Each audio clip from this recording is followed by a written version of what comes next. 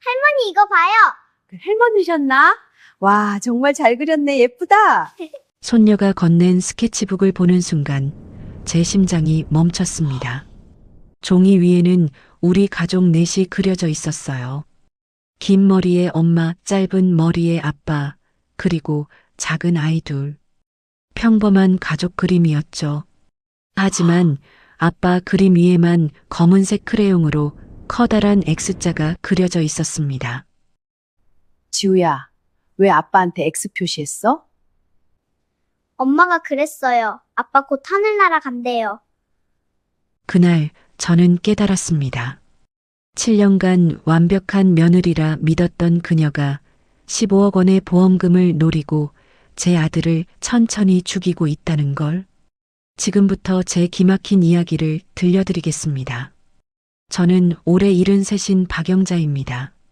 40년 넘게 은행원으로 일하며 수많은 보험 사기 사건을 처리했지만 설마 제 가족에게 이런 일이 일어날 줄은 몰랐습니다.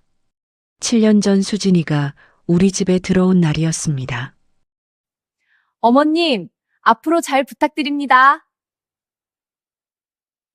7년간 며느리 수진이는 정말 완벽한 사람이었어요.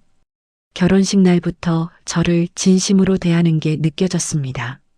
시댁 어른들께 인사할 때도 정중했고 예절도 바랐어요. 우리 며느리 참 착하네. 친척들도 모두 수진이를 칭찬했습니다. 결혼 후 수진이는 제 기대를 뛰어넘었어요. 명절 때마다 제일 먼저 와서 음식 준비를 도왔고 제 생일도 아들보다 먼저 챙겼습니다. 어머님, 제가 만든 반찬이에요. 냉장고에 넣어두고 드세요. 일주일에 한 번씩 수진이는 반찬통을 들고 저를 찾아왔습니다. 김치, 나물, 조림, 정성스럽게 만든 음식들이었어요. 동네 경로당에 가면 친구들이 며느리 험담을 늘어놓았어요. 우리 며느리는 명절에도 안 와. 전화도 안 하고 얼굴 보기가 하늘의 별 따기야. 그럴 때마다 저는 자랑스럽게 말했습니다. 우리 며느리는 달라. 일주일에 한 번씩 찾아와. 반찬도 직접 만들어주고. 정말 효녀야. 친구들은 부러워했죠. 영자 씨는 복 받았어. 요즘 세상에 그런 며느리 어디 있어? 저도 그렇게 생각했습니다. 정말 복을 받았다고. 제 아들 민수는 대기업 과장으로 일하고 있었습니다. 42살이었죠. 수진이와 결혼해서 두 아이를 낳았는데 첫째가 8살 지우, 둘째가 5살 지훈이었습니다. 지훈은 똑똑하고 말을 잘하는 아이였어요. 학교에서 받아쓰기 100점 맞았다고 자랑하러 오기도 했죠. 지훈이는 조금 소심했지만 순하고 착한 아이였고요. 할머니, 나 오늘 선생님한테 칭찬받았어. 할머니, 나도 할머니 집에서 자고 싶어. 손주들이 저를 찾을 때마다 가슴이 뿌듯했습니다. 겉으로 보기엔 정말 완벽한 가정이었어요. 안정적인 직장, 현명한 주부, 건강한 아이들. 행복 그 자체였죠. 하지만 그 평화로운 겉모습 아래에서 끔찍한 일이 진행되고 있었다는 걸 저는 전혀 몰랐습니다. 명절 준비로 분주한 어느 일요일이었습니다. 민수네 가족이 놀러 왔을 때였죠. 엄마, 요즘 몸이 좀 이상해요. 민수가 소파에 앉으며 조용히 말했습니다. 얼굴이 평소보다 창백했어요. 이마에 땀도 조금 맺혀 있었고요. 어디가 아픈데? 저는 아들의 이마에 손을 대봤습니다. 열은 없었어요. 소화가 잘 안 되고 자꾸 속이 더부룩해요. 아침에 먹은 게 저녁까지 체해 있는 것 같아요. 그리고 이상하게 계속 목이 말라요. 물을 아무리 마셔도 계속 갈증이 나요. 병원은 가봤어? 아직이요. 회사 일이 너무 바빠서 다음 주에 가려고요. 제가 아들을 더 물어보려는데 부엌에서 수진이가 나왔습니다. 여보, 병원 가자니까요. 제가 몇 번이나 말했잖아요. 수진이의 목소리는 걱정으로 가득했어요. 정말 남편 건강을 염려하는 아내 같았죠. 어머님, 민수 오빠가 요즘 너무 무리하셔서 그래요. 회식도 많고 스트레스도 받고요. 제가 영양제 챙겨드리는데 맛있어서 잘 안 드시네요. 무슨 영양제? 종합 비타민이랑 홍삼 가루요. 피로회복에 좋다고 해서 매일 아침 물에 타서 드리는데 민수 오빠가 맛이 쓰다고 투덜대세요.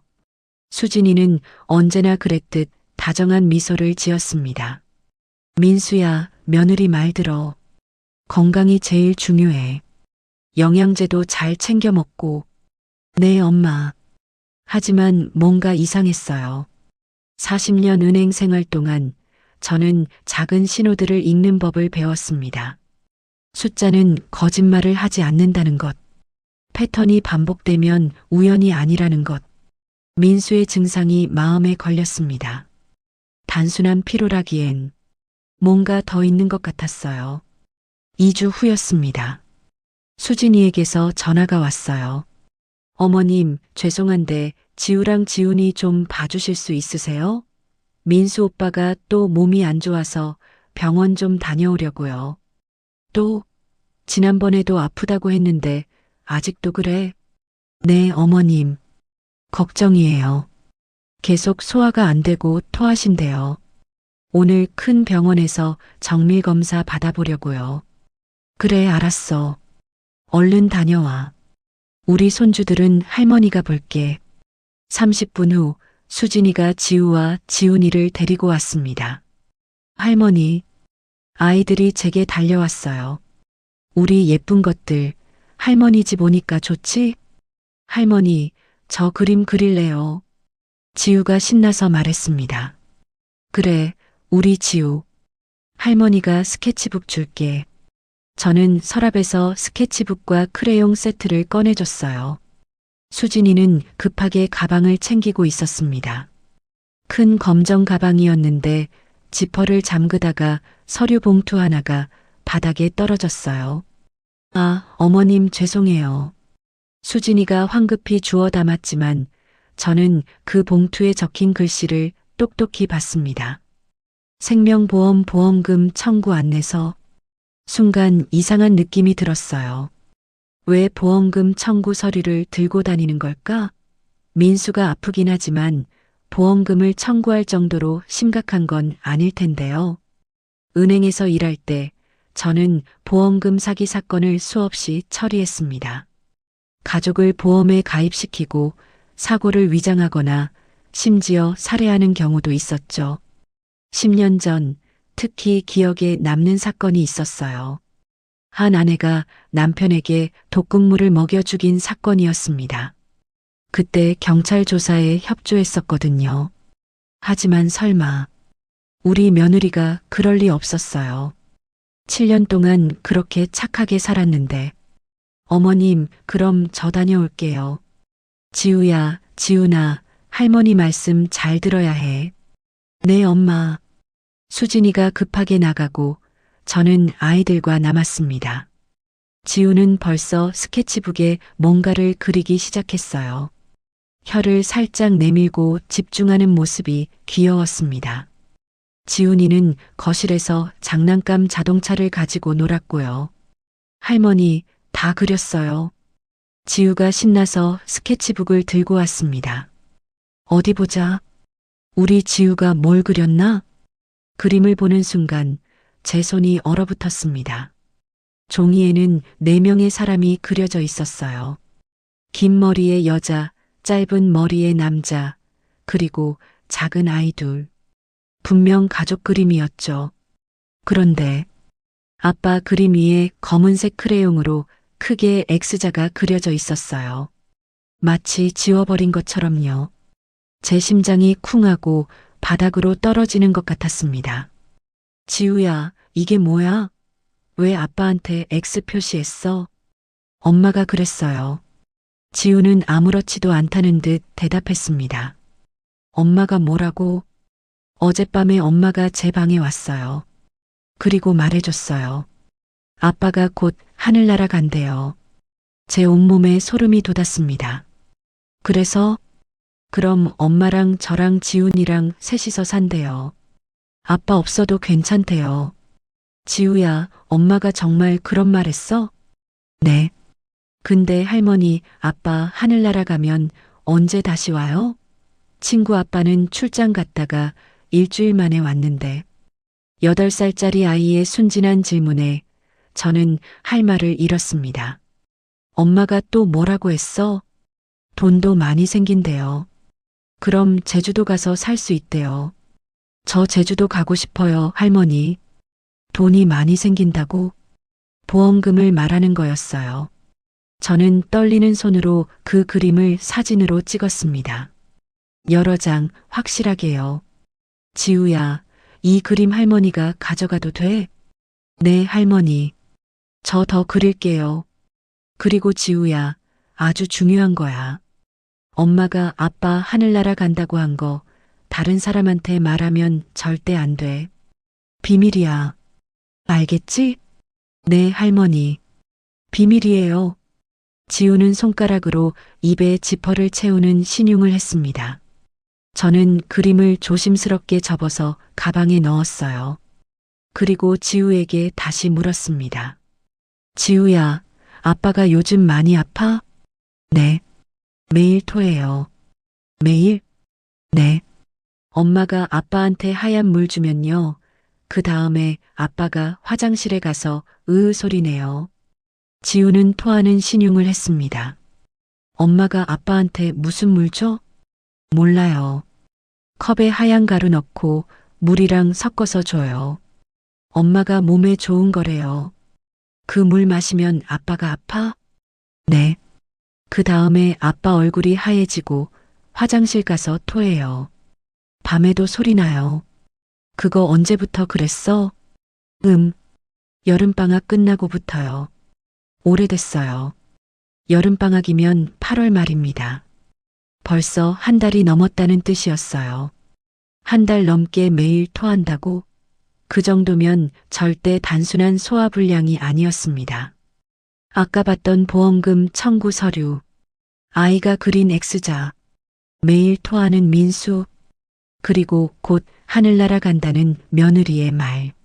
모든 퍼즐 조각이 맞춰지기 시작했습니다.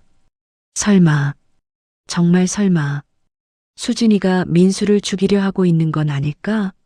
아이들을 돌려보낸 후 저는 혼자 앉아 생각에 잠겼습니다. 10년 전 그 사건이 자꾸 떠올랐어요. 제가 은행 본점 보험팀에서 일할 때였습니다. 한 여자가 남편 명의로 거액의 보험금을 청구했었죠. 남편이 급성 간부전으로 사망했습니다. 보험금 지급해 주세요. 하지만 저는 뭔가 이상하다고 느꼈어요. 보험 가입 시기, 금액, 그리고 사망 원인. 모든 게 너무 완벽했거든요. 저는 경찰에 제보했고 수사 결과 그 아내는 남편에게 3개월 동안 독극물을 먹여 죽인 것으로 밝혀졌습니다. 그때 경찰이 보여줬던 증거품 사진이 생생했어요. 투명한 플라스틱 약통, 안에 든 흰 가루, 그리고 라벨에 적힌 글씨. 독극물 취급주의. 영자 씨, 이런 사건 또 보시면 꼭 연락 주세요. 이런 독극물 중독은 초기엔 감기나 소화불량으로 착각하기 쉬워요. 그래서 발견이 늦어지죠. 당시 담당 형사가 했던 말이 기억났습니다. 주요 증상이 뭔가요? 소화불량, 구토, 극심한 갈증이 대표적입니다. 치료하지 않으면 6개월에서 1년 안에 위험해질 수 있습니다.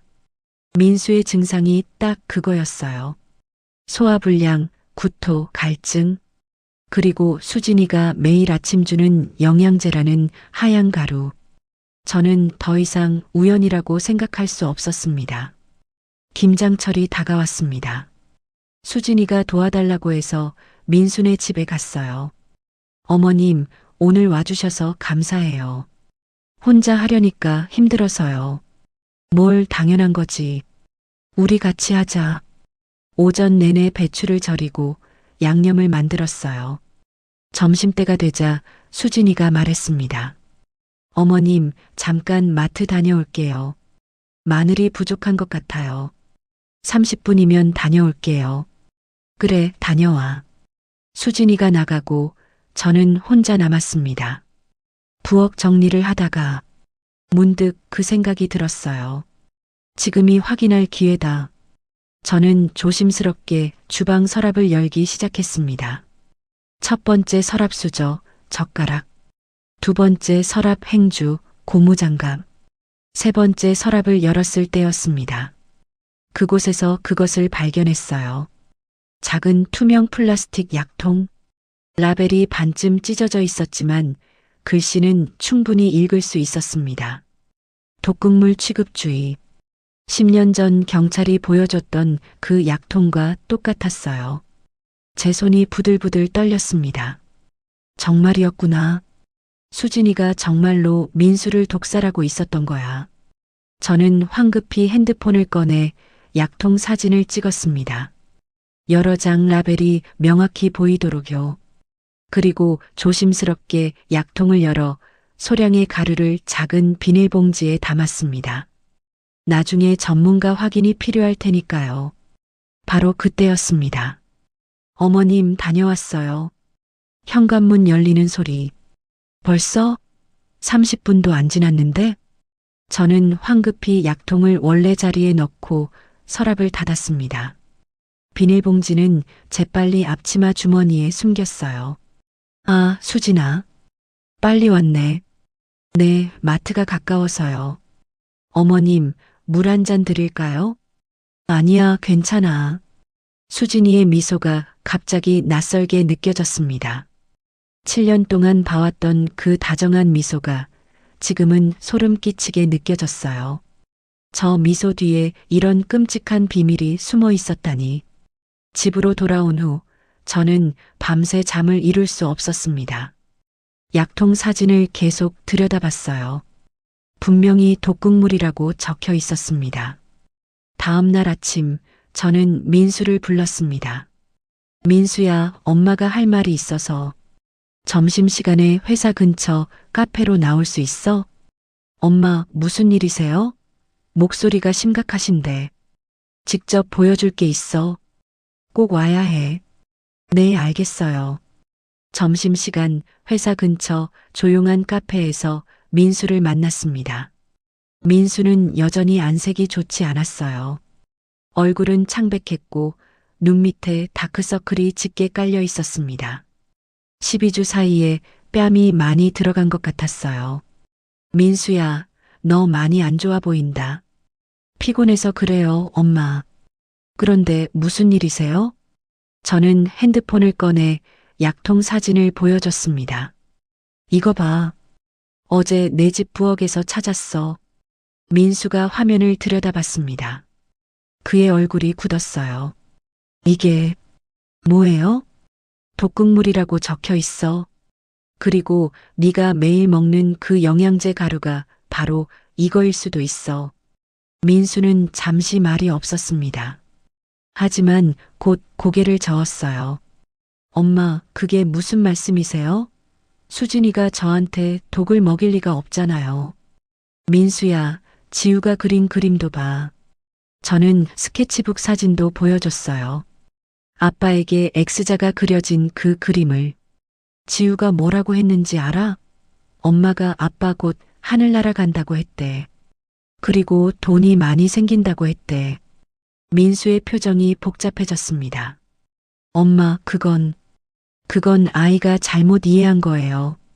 잘못 이해했다고? 민수야, 내 증상 좀 봐. 계속 토하고 소화 안 되고 목마르다며?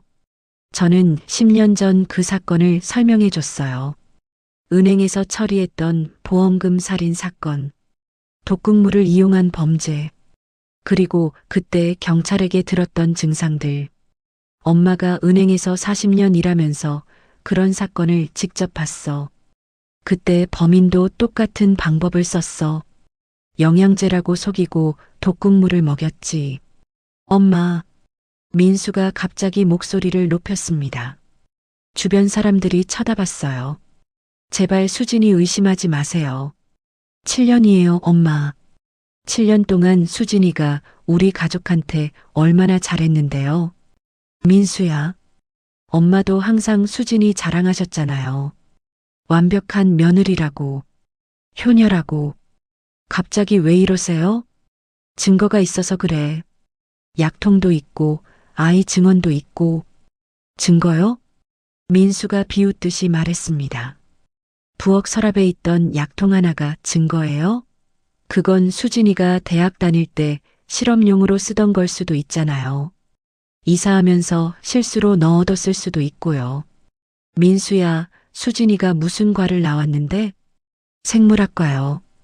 생물학과에서 독극물을 쓰나? 교양 과목으로 화학 실험 들었다고 했어요. 민수는 점점 방어적으로 변하고 있었습니다. 엄마, 솔직히 말씀드릴게요. 민수가 제 눈을 똑바로 쳐다봤어요. 혹시 엄마가 요즘 외로우셔서 그러시는 거 아니에요? 제 가슴이 철렁 내려앉았습니다. 뭐, 아빠 돌아가신 지 5년 됐잖아요. 혼자 사시니까 괜한 생각하시는 거 아니에요? 아들이 저를 외로운 노인 취급하고 있었어요. 이상한 망상을 하는 할머니로 보고 있었습니다. 민수야, 엄마가 아직 정신 멀쩡해. 이건 진짜야. 엄마, 죄송해요. 저 회사 들어가야 해요. 오후에 중요한 회의 있어서요. 민수가 일어났습니다. 민수야, 잠깐만. 엄마, 부탁이에요. 수진이한테 이런 말 하지 마세요. 수진이 상처받아요. 7년 동안 효도한 게 억울하잖아요. 민수는 그렇게 말하고 카페를 나갔습니다. 저는 혼자 남아 식은 커피를 바라봤습니다. 아들이 제 말을 믿지 않았어요. 사랑하는 사람을 의심하고 싶지 않은 건 당연한 일이었습니다. 하지만 그 사이 민수는 계속 죽어가고 있었어요. 민수를 설득하는데 실패한 후 저는 다른 방법을 생각했습니다. 과학적 증거가 필요했어요. 저는 대학 동창인 김 박사에게 전화했습니다. 김 박사는 약학대 교수로 정년퇴직한 분이었어요. 40년 넘게 독성학을 연구하신 전문가였죠. 여보세요, 영자야? 오랜만이네. 박사님, 제가 부탁 하나 드려도 될까요? 아주 급한 일이에요. 무슨 일인데 그래? 이 가루 성분 좀 확인해 주실 수 있어요? 사진 보내드릴게요.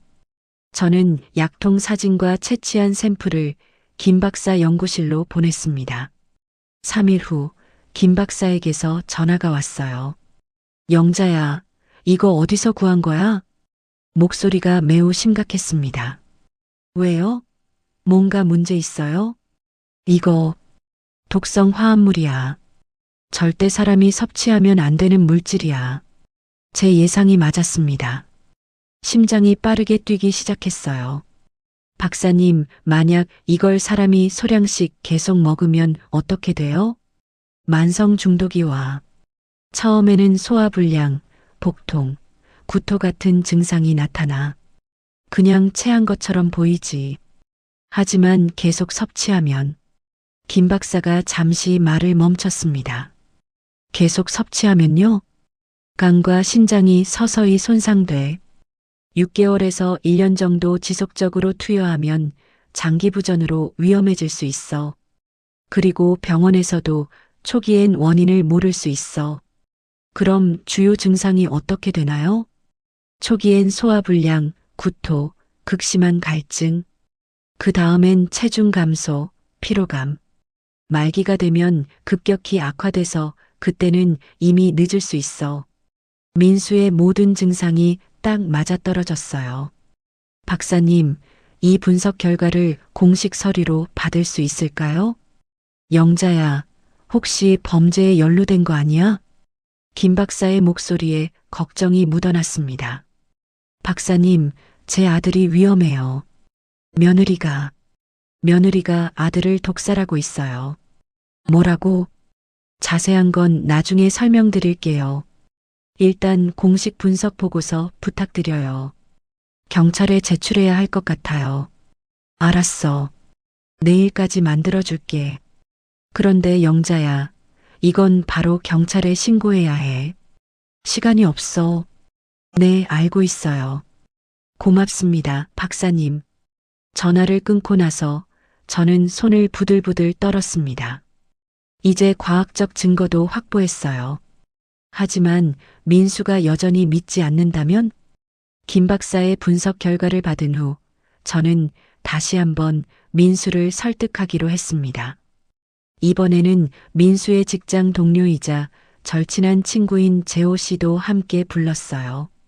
재호 씨는 민수와 대학 동기로 같은 회사 다른 팀에서 일하고 있었습니다. 민수네 집 근처 조용한 식당에서 만났어요.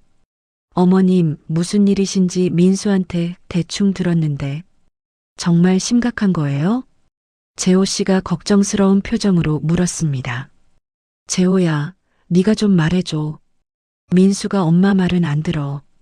저는 그동안 모은 모든 증거를 테이블에 펼쳤어요.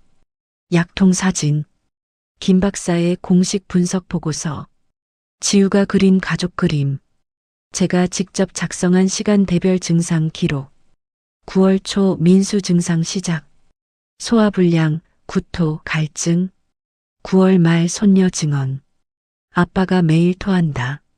엄마가 하얀 가루 탄다. 10월 초 병원 검사, 간 수치 상승, 10월 중순 부엌에서 독극물 발견, 10월 말 전문가 분석 확인. 재호 씨는 서류들을 하나하나 천천히 검토했습니다. 김 박사의 분석 보고서를 읽을 때 그의 표정이 점점 굳어졌어요. 형, 이거 진짜예요? 재호 씨가 민수를 쳐다봤습니다. 이 가루가 정말 독성 물질이라는 거예요? 아니야, 재호야. 민수가 고개를 저었습니다. 저도 처음엔 놀랐어. 근데 어제 수진이한테 물어봤거든. 다 설명이 돼. 무슨 설명이요? 수진이가 대학 다닐 때 화학 실험 과제용으로 받았던 거래. 졸업하고 나서 버려야 했는데 깜빡하고 이사 올 때 가져왔대. 그게 실수로 부엌 서랍에 들어간 거야. 재호 씨가 한숨을 쉬었습니다. 민수 형, 그게 말이 돼요? 독극물을 10년 넘게 집에 보관했다고요? 수진이가 잊어버리고 있었대. 라벨도 찢어져서 뭔지도 몰랐고. 민수는 여전히 아내를 변호하고 있었어요. 그럼 형 증상은 뭐예요? 재호 씨가 다그쳤습니다. 계속 토하고 간 수치 올라가고 체중도 5kg나 빠졌잖아요. 이게 단순 스트레스예요? 재호야, 요즘 회사 일이 정말 힘들어. 너도 알잖아. 구조조정 얘기 나오고 실적 압박받고. 그래도 이 정도는. 그리고 어머니. 민수가 저를 쳐다봤어요. 어머니가 요즘 많이 외로우세요. 아빠 돌아가신 후로 혼자 사시니까. 그래서 괜한 걱정을 하시는 것 같아요. 제 가슴이 또 철렁 내려앉았습니다. 아들이 또다시 저를 외로운 노인 취급하고 있었어요. 민수야. 저는 참지 못하고 목소리를 높였습니다. 엄마가 40년 동안 은행에서 일했어. 보험금 사기 사건을 직접 처리했다고. 10년 전에도 비슷한 사건 있었어. 그때 범인도 독극물 썼어. 증상도 똑같았고 방법도 똑같았어. 엄마, 그때 그 사건이랑 지금이랑 무슨 상관이에요? 패턴이 똑같아. 장기간 소량 투여, 영양제로 위장, 보험금 노리고. 보험금이요? 재호 씨가 끼어들었습니다. 어머님, 혹시 보험 얘기는 확인하셨어요? 아, 그게. 저는 수진이가 떨어뜨린 보험금 청구 서류 봉투를 봤다고 말했어요. 그건 민수가 설명하려 했지만 재호 씨가 말을 끊었습니다. 형, 혹시 형 명의로 생명보험 몇 개나 들어있어요? 하나 있어. 수진이가 작년에 들었어. 혹시 모를 일에 대비하자고. 얼마짜리요? 잘 모르겠어. 3억인가? 재호 씨가 고개를 끄덕였습니다. 어머님, 제가 확인해 볼 방법이 있을 것 같아요. 형 동의만 있으면 보험 조회 서비스로 확인할 수 있어요. 그럴 필요 없어, 재호야. 민수가 손사래를 쳤습니다. 수진이한테 물어보면 돼. 숨길 거 없어. 형, 그냥 확인만 해봐요. 의심하는 게 아니라 어머님 안심시켜 드리려고요. 재호 씨의 설득에 민수는 마지못해 동의했습니다. 다음 날 재호 씨에게서 전화가 왔습니다. 어머님, 큰일 났어요. 재호 씨의 목소리가 떨리고 있었어요. 왜? 무슨 일이야? 민수 형 명의로 생명보험이 5개나 있어요. 5개? 네. 각각 3억씩. 총 15억 원어치예요. 그리고 다 작년 12월부터 올해 3월 사이에 가입됐어요. 제 머릿속이 하얗게 비었습니다. 15억 원. 민수가 아프기 시작한 게 8월이었어요. 보험 가입은 그 몇 달 전. 완벽하게 계획된 범죄였습니다. 재호야, 민수는 알아? 아직 못 말했어요. 어떻게 말해야 할지. 내가 말할게. 증거 서류 좀 보내줄 수 있어? 네, 지금 바로 보내드릴게요. 재호 씨가 보내준 보험 조회 결과를 받고 나서 저는 경찰에 연락했습니다. 증거가 충분하지만 더 확실한 증거가 필요합니다. 피의자의 집에서 직접 확인해야 합니다. 담당 형사가 말했어요. 하지만 영장 없이는 들어갈 수 없습니다. 피해자분이 동의하시면 함께 가실 수 있습니다. 민수를 설득할게요.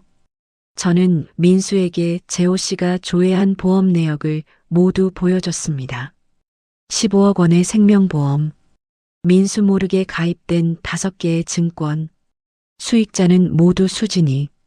이게 정말이에요? 민수의 목소리가 떨렸습니다.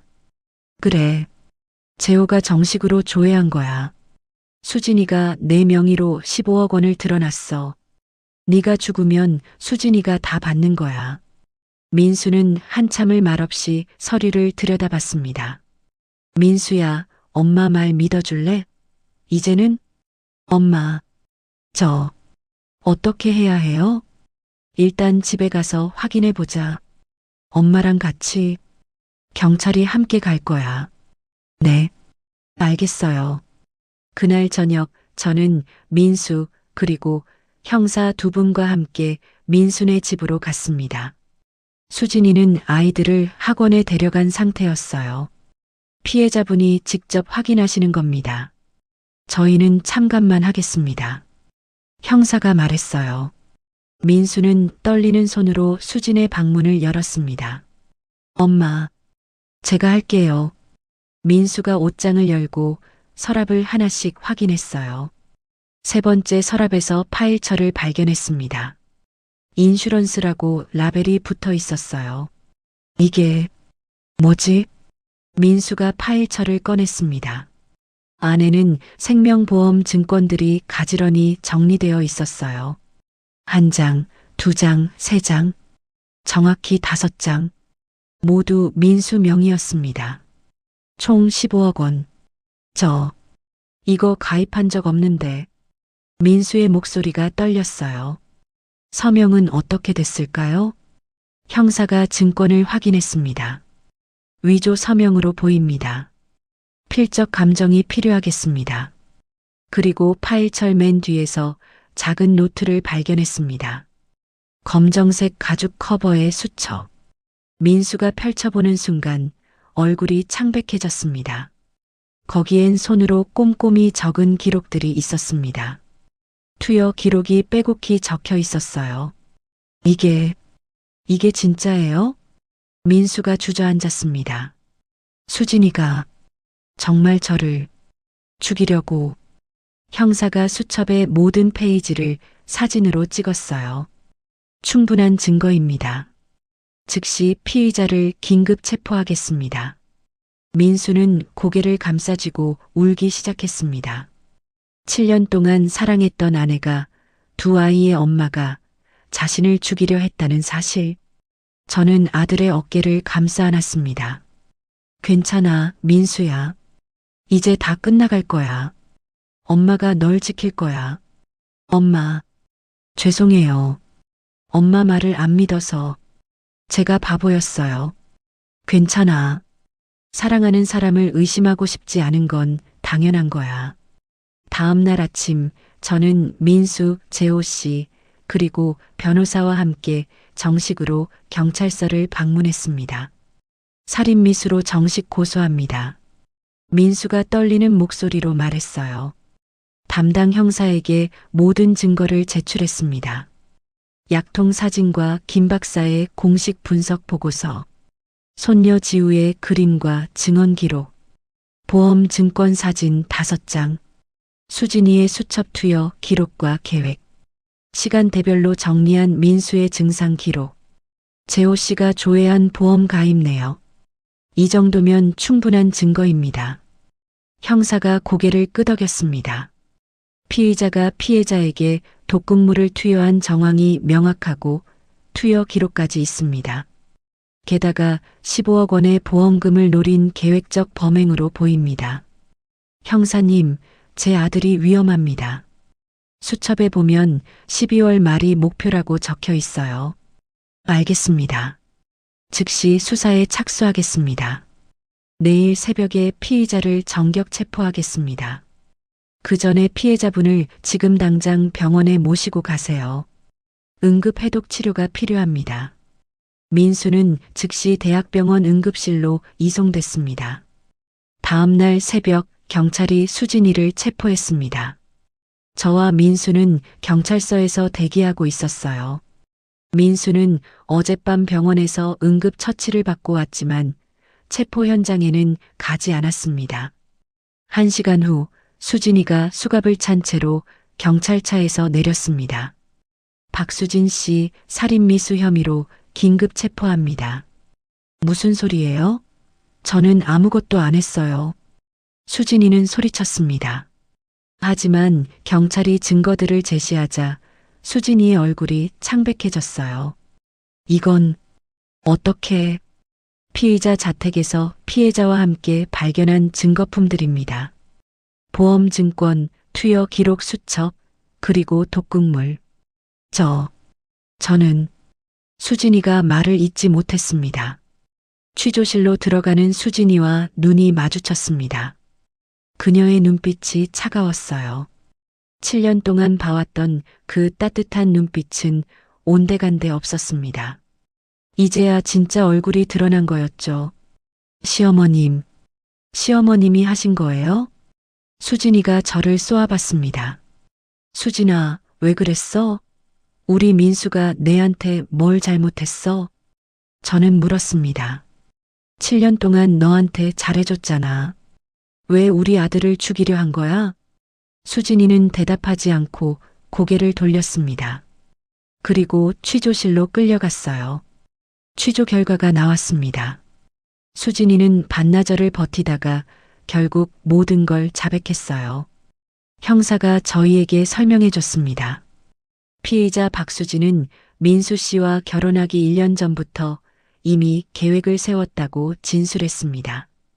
1년 전부터요? 제가 놀라서 물었어요. 네. 피의자는 화학과를 졸업했고 대학원에서 독성학을 전공했습니다. 결혼 전부터 보험금 범죄를 계획하고 있었다고 합니다. 그럼 처음부터? 그렇습니다. 피의자는 민수 씨를 만났을 때부터 보험금이 목적이었다고 진술했습니다. 민수가 충격을 받은 표정으로 고개를 떨구었어요. 결혼 초기 7년은 신뢰를 쌓는 기간이었습니다.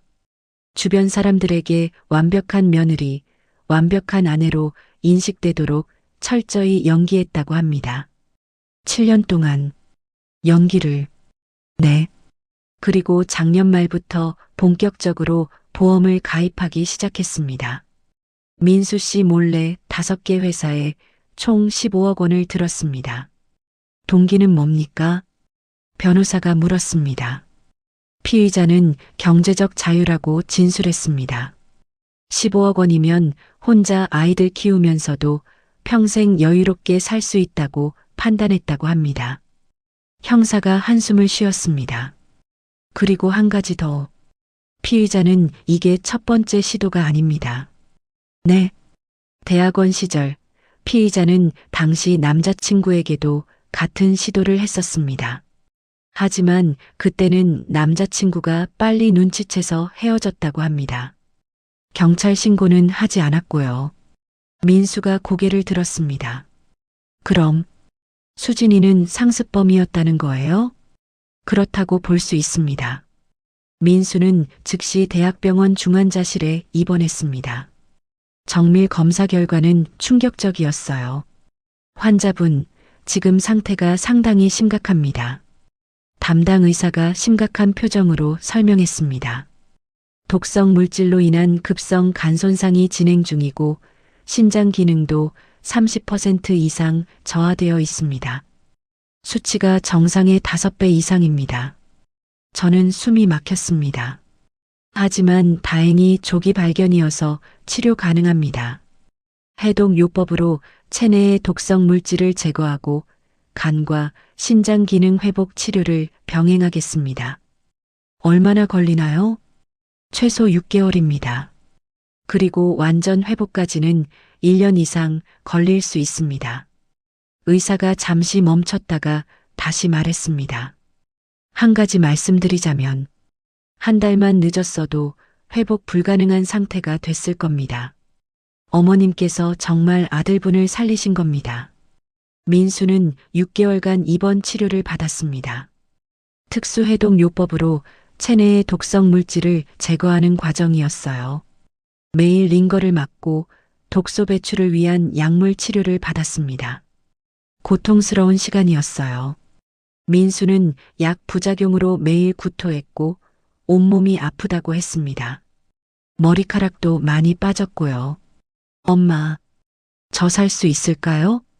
병상에 누운 민수가 제 손을 잡으며 물었습니다. 당연하지.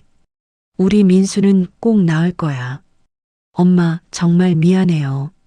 처음엔 엄마 말을 안 믿어서 엄마를 이상한 사람 취급했잖아요. 괜찮아. 네가 수진이를 사랑했으니까 그럴 수밖에 없었어.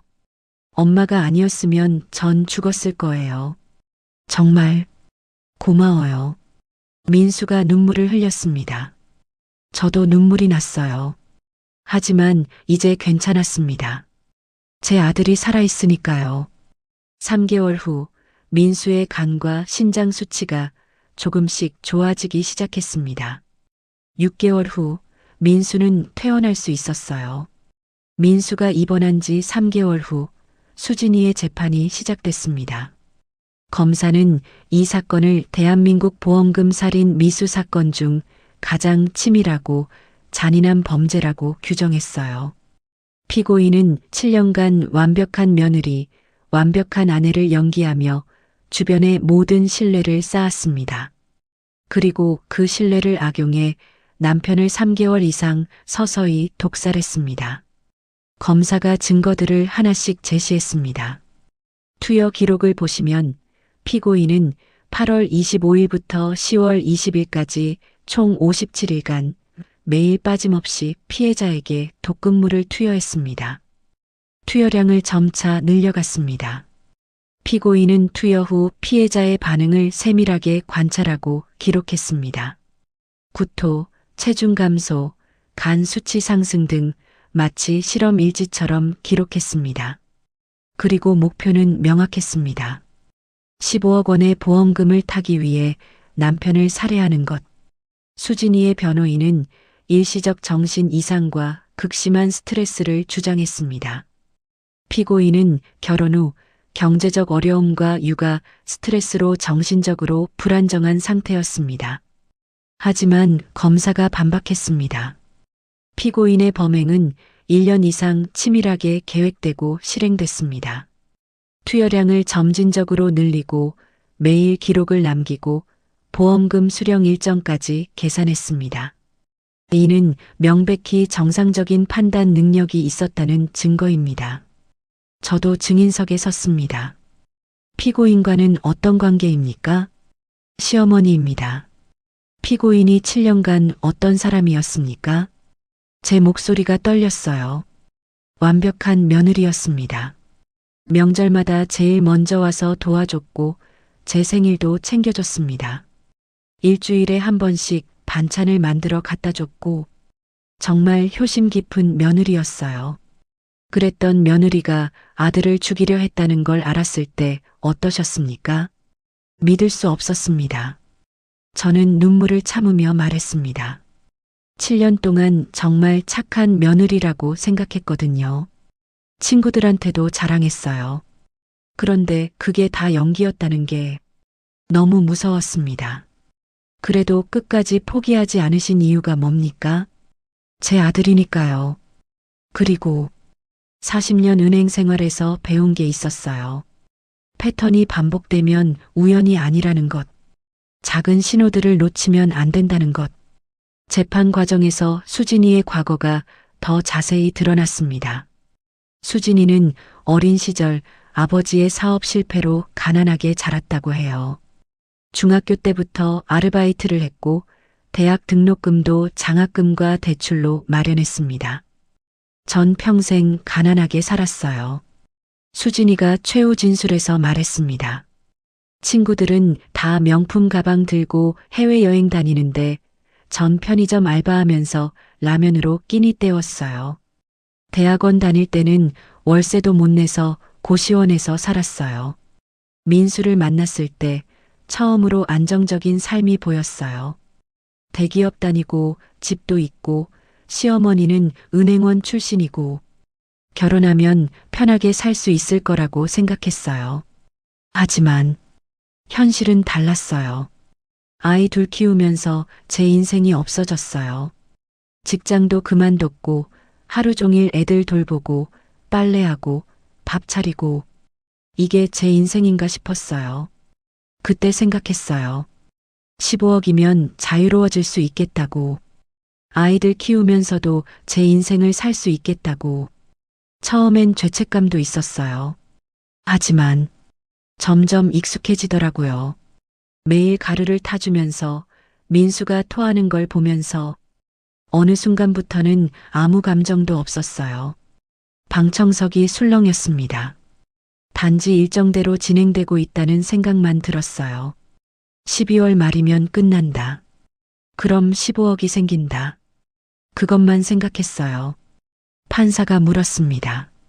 피해자는 피고인의 남편이고 두 자녀의 아버지입니다. 그런 사람을 죽이려 했는데 죄책감이 없었습니까? 처음엔 있었습니다. 하지만 점점 사라졌어요. 그냥 해야 할 일을 하는 기분이었어요. 수진이의 표정은 담담했습니다. 마치 남의 이야기를 하는 것처럼요. 판사는 최종 선고에서 이렇게 말했습니다. 피고인은 7년간 치밀하게 계획하여 배우자를 살해하려 했습니다. 금전적 이득을 위해 가족을 희생시키려 한 극악무도한 범죄입니다. 특히 두 자녀에게 아버지가 곧 죽는다고 말하며 심리적 학대를 가한 점, 시어머니가 의심할 때도 끝까지 연기하며 범행을 지속한 점을 고려할 때 죄질이 매우 불량합니다. 피고인에게 징역 20년을 선고합니다. 수진이는 법정에서 끝까지 표정 변화가 없었어요. 마치 판결이 자신과 무관한 것처럼요. 수진이가 수감된 지 이제 1년이 넘었습니다. 민수는 치료를 마치고 건강을 완전히 회복했어요.肝과 신장 기능도 정상으로 돌아왔고 6개월 전에 회사에도 복직했습니다. 엄마, 오늘 회사에서 승진 발표 났어요. 정말? 축하해, 민수야. 과장에서 차장으로 올랐어요. 부서장님이 그러시는데 제가 돌아온 후로 일을 정말 열심히 한대요. 그래, 잘했어. 엄마 덕분이에요. 엄마가 저를 살려주셨으니까. 이제 제가 엄마를 모실게요. 민수는 이제 완전히 예전의 밝은 모습을 되찾았습니다. 아이들은 아직 정확한 진실을 모릅니다. 할머니, 엄마 언제 와요? 지우가 가끔 물어봅니다. 엄마는 멀리 일하러 가셨어. 오래 걸릴 거야. 얼마나요? 한참. 아주 오래. 그럼 저 할머니랑 계속 살래요. 할머니가 더 좋아요. 지우가 제 품에 안겼습니다. 지훈이도 이제는 엄마라는 말을 거의 하지 않아요. 대신 저를 더 많이 찾습니다. 나중에 아이들이 좀 더 크면 15살쯤 되면 천천히 설명해 줄 생각이에요. 저는 지금 민수와 아이들과 함께 살고 있습니다.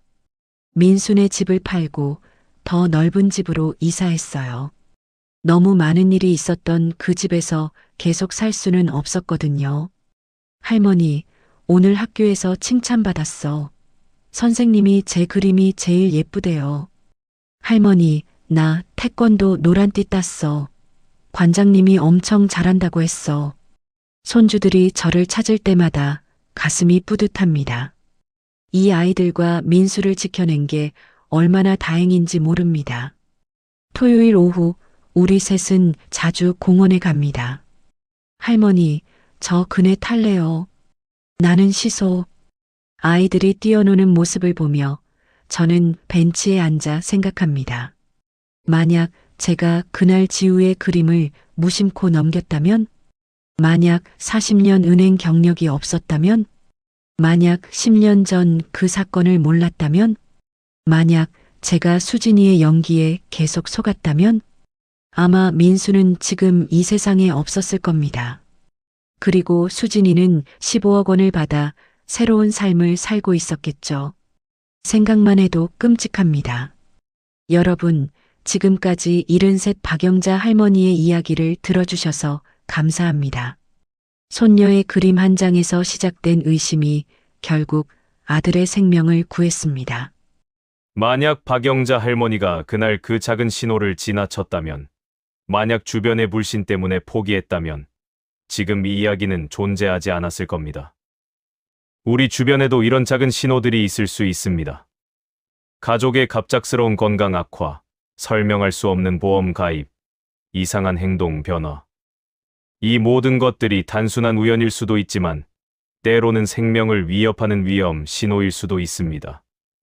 나이가 들었다고 전문가가 아니라고 주저하지 마십시오. 여러분의 오랜 인생 경험과 직감이 누군가의 생명을 구할 수 있습니다. 의심스러운 상황이 있다면 반드시 전문기관에 상담하시기 바랍니다. 이 이야기를 끝까지 들어주신 분이 계시다면 잘 들었다고 댓글 하나만 남겨주세요. 감사합니다.